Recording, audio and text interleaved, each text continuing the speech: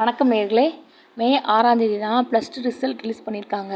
நம்மளில் பல பேருக்கு ஆஃப்டர் +2 என்ன படிக்கணும், என்ன படித்தா என்ன வேலை கிடைக்கும்னு தெரியாது. ரொம்ப கன்ஃபியூஸாக இருப்பாங்க. கொஞ்சம் பேருக்கு ஆறுதல் சொல்லக்கூட யாரும் இருக்க மாட்டாங்க. அவங்களுக்காக இந்த வீடியோ. மார்க் இம்பார்ட்டன்ட் தான், ஆனால் அதுக்காக யாரும் ஃபீல் பண்ண வேண்டாம். காலேஜ் லைஃப் அப்படிங்கிறது ஒரு சொர்க்கம். ஸ்கூலில் ஃபஸ்ட்டு மார்க் எடுத்தவங்களும் லாஸ்ட் மார்க் எடுத்தவங்களும் சேம் டிகிரி படிக்க ஒரே காலேஜில் ஒரே கிளாஸில் தான் இருப்பாங்க. ஸோ டோன்ட் வரி.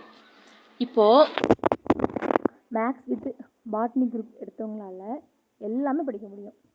Doctor, engineering, degree, law, BCom, BBA, BSc, BSc nursing, BSc computer science, physics, botany, zoology, என்னெல்லாம் பிஎஸ்சியில் இருக்கோ, ஹோம் சயின்ஸ் என்னன்னாலும் படிக்கலாம் பிஎஸ்சியில். அவங்களால பிஏ எடுத்துட்டா பிஏ தமிழ், இங்கிலீஷ், ஹிஸ்ட்ரி எல்லாமே படிக்கலாம். பிஃபார்ம் எல்லாமே படிக்கலாம். யாரால்?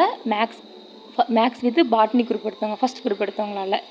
இப்போது கம்ப்யூட்டர் சயின்ஸ் குரூப் எடுத்தவங்களால என்ன படிக்கலான்னு பார்க்கலாம். Computer science with maths group எடுத்தவங்க எல்லாமே படிக்கலாம். ஆனால் அவங்க டாக்டர் ஆக முடியாது. டாக்டரு மெடிக்கல் ரிலேட்டடாக எதுவுமே பண்ண முடியாது. பிஎஸ்சி நர்சிங்கும் அவங்களால பண்ண முடியாது.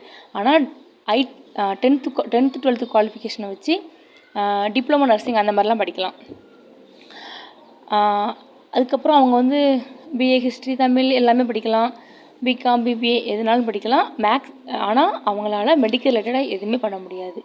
ஹிஸ்ட்ரி குரூப் எடுத்தவங்களால டாக்டர், இன்ஜினியரிங் படிக்க முடியாது. டிகிரியில் பிஏ தமிழ், இங்கிலீஷ், ஹிஸ்ட்ரி அந்த மாதிரி இருக்கும் இல்லையா, அது தமிழ் மீடியம், இங்கிலீஷ் மீடியம் எல்லாமே இருக்குது. அதெல்லாம் படிக்கலாம். பிகாம், பிபிஏ படிக்கலாம். டிப்ளமோ நர்சிங், ஐடிஐ அதெல்லாம் படிக்கலாம். பிஎஸ்சி படிக்கவே முடியாது ஹிஸ்ட்ரி குரூப் எடுத்தவங்களால. நெக்ஸ்ட்டு இப்போது டிகிரி படித்தா, டிகிரி, இன்ஜினியரிங், டாக்டர் படித்தா என்ன ஜாப் போகலாம், டிப்ளமோ ஐடிஐ படித்தா என்ன ஜாப் போகலான்னு பார்க்கலாம். டிகிரி படித்தா ஹையர் டிகிரி பண்ணுனா டீச்சிங் லைனில் போகலாம், ப்ரொஃபஸர் ஜாப் போகலாம்.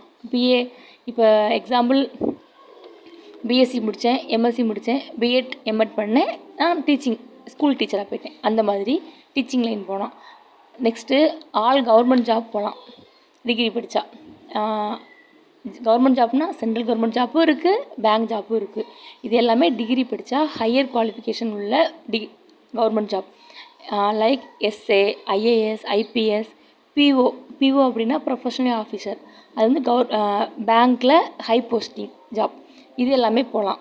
பட் இதெல்லாம் degree qualification. But ITI, diploma, nursing அதெல்லாம் படித்தா ஹை குவாலிஃபை கவர்மெண்ட் ஜாப் போக முடியாது. நம்ம நாட் எலிஜிபிள். பட் ஆனால் 10th 12th குவாலிஃபிகேஷனை வச்சு கவர்மெண்ட் ஜாப் ட்ரை பண்ணலாம்.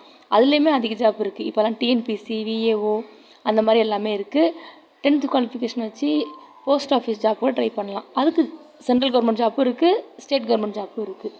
டாக்டர் படித்தா டாக்டர் ஆகலாம், இன்ஜினியரிங் படித்தா இன்ஜினியர் ஆகலாம். இன்ஜினியரிங்லேயுமே டிஃப்ரெண்ட் டைப் ஆஃப் இன்ஜினியரிங் இருக்குது. Civil engineering, mechanical, electrical engineering, computer science engineering இருக்குது. இப்போ கம்ப்யூட்டர் சயின்ஸ் இன்ஜினியரிங்கில் அதிக டிஃப்ரெண்ட் இருக்குது, ஏஐ அந்த மாதிரிலாம் இருக்குது. ஸோ அது ரிலேட்டடாக உங்களுக்கு டீட்டெயில் வேணால் இன்னும் சொல்கிறேன் நெக்ஸ்ட் வீடியோவில். லா படித்தா அட்வொகேட் ஆகலாம். யாருக்காவது இன்னும் டீட்டெயில் வேணும்னா கமெண்டில் சொல்லுங்கள். நெக்ஸ்ட் வீடியோவில் கண்டிப்பாக ஷேர் பண்ணுறேன். தேங்க்யூ.